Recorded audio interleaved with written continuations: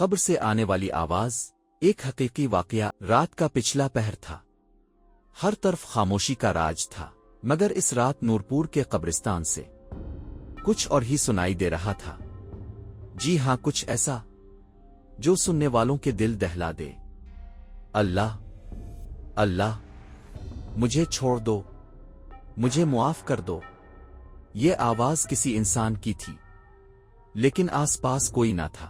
ایک چھوٹا سا گاؤں جہاں سب ایک دوسرے کو جانتے تھے، سادگی اور مذہبی فضا کا حامل یہ گاؤں آج کل خوف کے سائے میں لپٹا ہوا تھا۔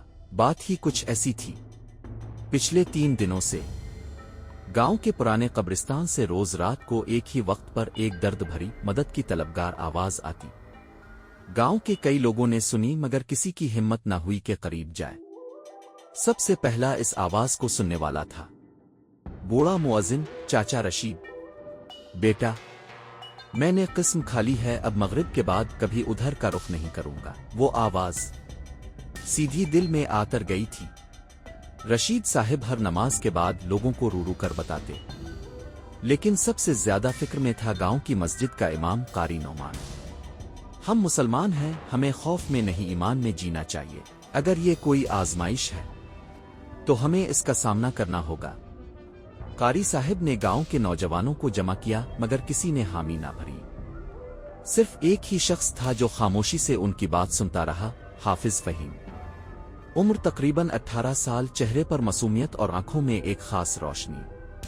قاری صاحب، میں چلوں گا آپ کے ساتھ۔ فہیم کی آواز پر اعتماد تھی۔ لوگوں نے اسے روکنے کی کوشش کی۔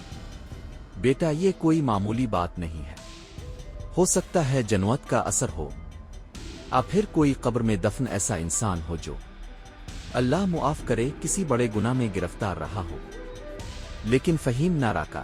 اسی رات عشاء کے بعد قاری نعمان، فہیم اور 2 اور جوان سلیم اور عمران نے مسجد میں وضو کیا، 2 نفل نماز پڑھی اور قرآن کی چند آیات اپنے ساتھ رکھ کر قبرستان کی طرف روانہ ہو گئے۔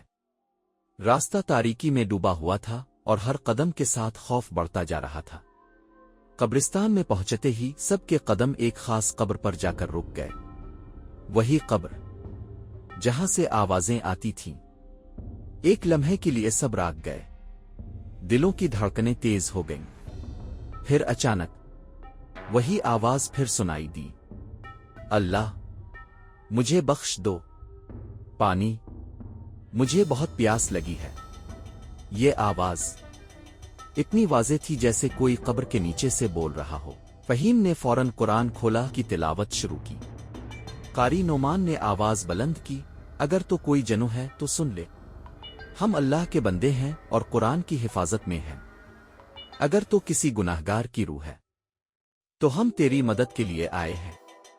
تب ایک اور حیرت انگیز بات ہوئی، قبر کی مٹی ہلنے لگی۔ سلیم اور عمران بھاگنے لگے، لیکن فہیم وہیں کھڑا رہا۔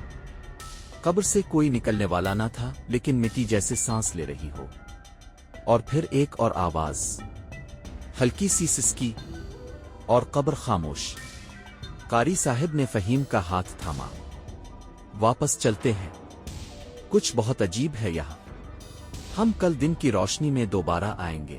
وہ سب مسجد واپس آ گئے، مگر دل و دماغ میں ایک ہی سوال تھا، کیا قبر سے واقعی آواز آئی تھی؟ پھر یہ کسی گناہگار کی روح کی چیخ تھی؟ شاید کچھ اور۔ وہ سب واپس گاؤں آ گئے، پر واپس آ کر بھی وہ سوچ میں پڑ گئے، اور ان کو سکون نہ ہو، امام صاحب کی وجہ سے ان کو واپس آنا پڑا۔ اس بار سب نے فیصلہ کیا، ابھی پھر چلتے ہیں، امام صاحب کو اس بار لے کر نہیں جائے گے۔ رات کی تاریکی میں جب چاند بادلوں کے پیچھے چھپ گیا تو گاؤں کے وہ 4 نوجوان خاموشی سے قبرستان کی طرف روانہ ہوئے۔ ان کے چہروں پر تجسس اور دلوں میں خوف تھا، مگر وہ سچائی جاننے کے لیے تیار تھے۔ جب وہ قبرستان کے پرانے حصے میں پہنچے تو اچانک دوبارہ وہی آواز سنائی دی، جیسے کسی نے قبر کے اندر سے فریاد کی ہو، مجھے نکالو، میں زندہ ہوں۔ ندیم نے کی روشنی میں دیکھا تو وہی پرانی دراڑ والی قبر تھی جس کے بارے میں سارا گاؤں باتیں کرتا تھا۔ اس بار آواز واضح تھی اور دل دہلا دینے والی۔ نعمان نے ہچکچاتے ہوئے کہا، یہ کوئی انسانی آواز لگتی ہے، کہیں کوئی زندہ تو دفن نہیں کر دیا گیا؟ سرفراز نے کانپتی آواز میں کہا، یہ تو کئی سال پرانی قبر ہے، اگر کوئی ہوتا بھی تو اتنے عرصے تک زندہ کیسے رہ سکتا؟ تبھی اقبال نے فیصلہ کیا، ہمیں یہ قبر کھولنی ہوگی، سچ سامنے لانا ہوگا۔ چاروں نے بیلچے اٹھائے اور کھدائی شروع کی۔ جیسے جیسے مٹی ہٹتی گئی ایک پراسرار سی ٹھنڈک فضا میں پھیلنے لگی۔ اچانک ندیم کا بیلچہ ایک لکڑی کے تختے سے ٹکرایا۔ تابوت تھا۔ تابوت کا ڈھکن آہستہ آہستہ کھولا گیا، اور اندر جو منظر تھا اس نے سب کے ہوش اڑا دیے۔ وہاں کسی انسان کی لاش نہیں تھی، بلکہ ایک پرانا لکڑی کا پتلا میناکن تھا جس کے منہ میں ایک پرانا ٹائمر والا آلہ لگا ہوا تھا، جیسے وقت پر آواز نکالے۔ نعمان نے حیرت سے کہا، یہ سب کوئی سازش تھی، لیکن سچ صرف یہ نہیں تھا۔ تابوت کے نیچے ایک اور تہ ملی، ایک خفیہ خانہ۔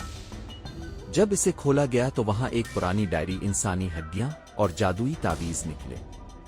ڈائری ایک شخص کی تھی، مولوی عزیز کی، جو 25 سال پہلے اچانک لاپتہ ہو گیا تھا۔ اس نے اپنی آخری تحریر میں لکھا تھا، مجھے گاؤں والوں نے جادوگر سمجھ کر نکال دیا، حالانکہ میں صرف اس علم کا محافظ تھا جو نیکی اور برائی کے بیچ تھا۔ اب میں اپنے علم کو اس قبر میں چھپا رہا ہوں۔ جو اسے ڈھونڈے گا وہ تو ہدایت پائے گا، ہمیشہ کے لیے گم ہو جائے گا۔ ندیم نے جب تعویذ کو چھوا تو اچانک ایک تیز روشنی نمودار ہوئی اور سب کچھ اندھیرے میں بدل گیا۔ اگلی صبح گاؤں میں ایک عجیب منظر تھا۔ قبرستان کی وہ قبر غائب تھی، نہ تابوت نہ نشان۔ چاروں نوجوان بے ہوش قریبی میدان میں پائے گئے۔ آنکھیں کھولنے کے بعد صرف ندیم بول پایا۔